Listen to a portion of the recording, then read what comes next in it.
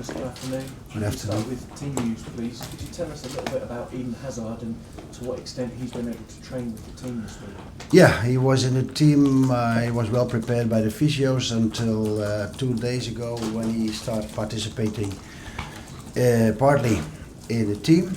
And the last few days, today, yesterday, he was in full commitment with the first team training. So he's available, and that's it. What's the thought process in your mind about whether you start him or introduce him from the bench? What are the pros and cons of each? Well, we have to be careful because he has fallen into some injuries recently. To be careful.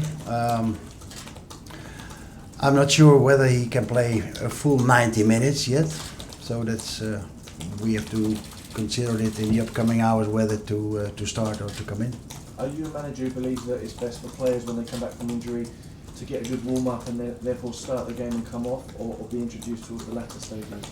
Well, I don't see on either side a disadvantage. It depends also on the game, on the toughness and intensity of the game. We'll decide on game day. Speaking of toughness and intensity, can I ask you about Diego Costa's fitness? What's he been able to do in training this week? Not much, but he was in yesterday. He was in today, so he will be available as well. Yeah. Are you aware of the impact that he had for Chelsea in securing the win against Arsenal? Slightly, not more than that.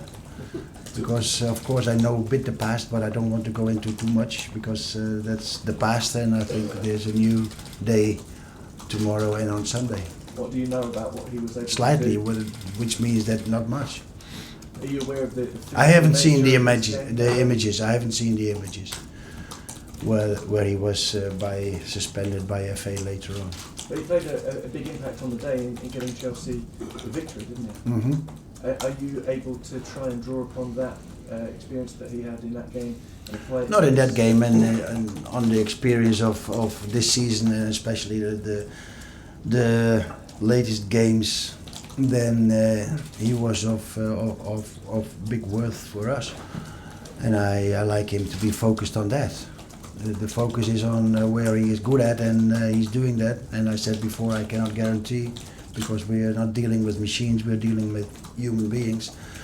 But when he's focusing on where he's good at around the box, then he is of big worth. If he was able to add that physical impact to the game and maybe bring out reactions from Arsenal players as he did last time, would that be to Chelsea's advantage this weekend? Well, I don't think so much in the past what has happened. I think there's a new game, and the boys they have to give from either side, which is done in all the intensity games in England, and that's what we like. And when it's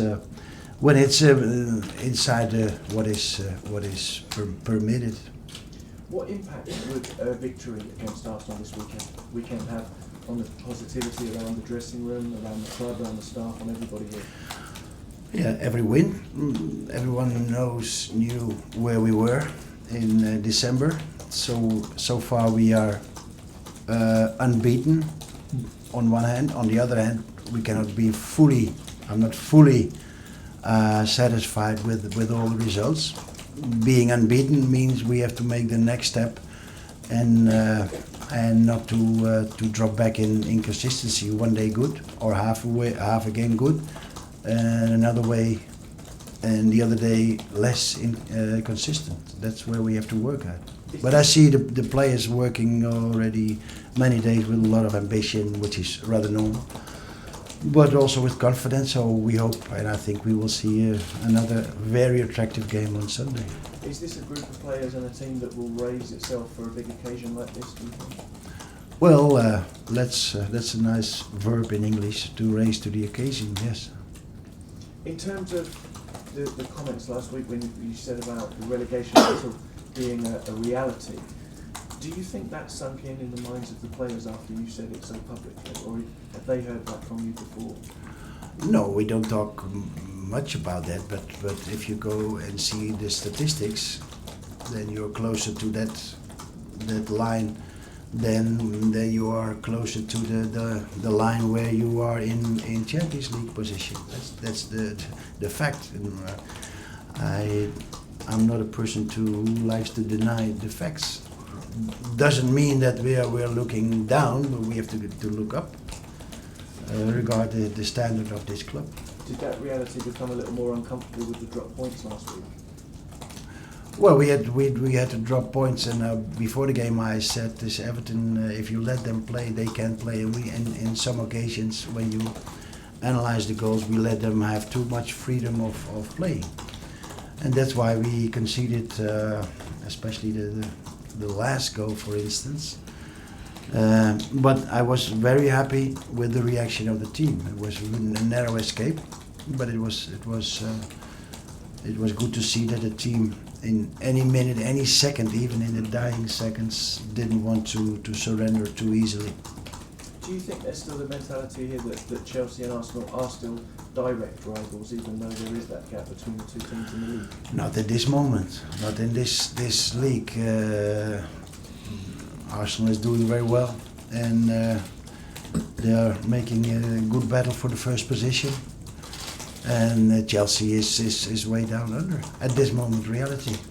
And just the last one, a weekly update on the transfer question, if I can. Has anything presented itself to the club in the window that would be seen as a good opportunity? We read about Pato, we read about others. Yeah, I said last week, the more open the window is, the more my mouth will be shut. Jonathan. What will your role be personally in terms of recruitment moving forward? Has it been made clear to you what your role is? First of all, I'm now in my first task to get the team where we desperately like to be. That's my main job, my main task with my staff and the players. And secondly, when I'm asked for the further future, I will give my ideas. But so far, I'm focused on my first job. Are you able, though, to identify an individual that you personally would like to work with and present that to the club? Well, you know, I've been in the club in 2009, and I'm in the club now. And meanwhile, we have been in, not frequently, but in contact. And if I can be of any value, I will help out. You said it was a narrow escape against Everton. Obviously, 3 goals conceded, 2 goals conceded against West Brom as well, both from outside the box. How has the league's strongest defence become so apparently fragile? It's not just a matter of the let's say easily said the 4 defenders. In nowadays football, if you don't defend well, whether in midfield or starting up front, then you are caught. You can easily be outplayed by the standard, the tactical and technical quality of the players nowadays. In the early days, you can't be so easily outplayed tactically, but nowadays, yeah, the teams have the ability. If you don't work with a lot of responsibility in your area as a midfielder or a striker, then the defense will become its problems. So you feel other sides, in a way, have worked you out? I mean, these players have been around at this club for a while now, haven't they? Yeah, but if you analyse without a lot of emotion, the third goal, it was a deflected corner kick, and it was brought in another time. So and we were more or less paralysed on the second post. We talked about that. We practiced about that. So we must not repeat errors. People outside the club, including Arsene Wenger the other day, have dismissed the idea that you're in a relegation battle. Is that, in a way, part of your job, to give the players a wake-up call in order to make them realise? No, I think they showed recently, and of course we made these errors, but they showed recently that they are well aware, and where they were last year as a champion, you cannot be this year in a battle for relegation. And is there, to avoid relegation, better said. And is there one area of the pitch, Gus, that you are entirely satisfied with right now? One area? Yeah. Well, most of the time the opposite goal. If the ball rolls in, then I'm very happy. Mm. But up the other end, in your half. Yeah, that's a little bit concerned. Okay. And maybe just one final question: is it a surprise to you personally? I mean, especially considering the number of injuries that Arsenal have had this season, is it a surprise to you they are so far ahead of a club like Chelsea? Which means that they have a very broad selection and a very good squad of players, not just the first 11. But if you have the players replaced by the players who recently played, and you get the successes and the results what they got, then it's very well thought how to make your selection very strong. Alison. Yes. Hi. Do you think this fixture highlights just how far Chelsea have fallen? Because they've always had such a good record against Arsenal, but people aren't so convinced this time round that Chelsea will come out victorious.